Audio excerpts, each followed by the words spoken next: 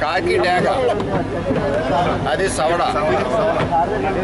ఈ రెండింటికి పందెం ఎలా ఉంటుందో చూడండి. రెండోది ఏమంటున్నానంటే, పూర్వం నుంచి రైతులకి అందరికీ కూడా సంప్రదాయబద్ధంగా కోడి పందాలు, వీధి నాటకాలు ఇవన్నీ కూడా సంప్రదాయం. ఎంచేదంటే చంద్రబాబు నాయుడు గారు వచ్చాక, కూటమి ప్రభుత్వం వచ్చాక చక్కగా పంటలు సుభిష్టంగా పండాయి.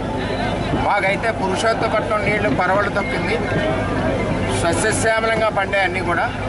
రైతులకి చిన్న చిన్న పండుగలు ఉంటాయి, ఈ సంప్రదాయాలను గౌరవిస్తారు. సంప్రదాయాలకు విరుద్ధంగా హింసా పద్ధతిలో కత్తులు కట్టడం కానీ ఇవి కట్టడం కానీ కూడా నేరం. అటువంటి కార్యక్రమాలు చేయకుండా సంప్రదాయబద్ధంగా పందాలు వేసుకోవచ్చు.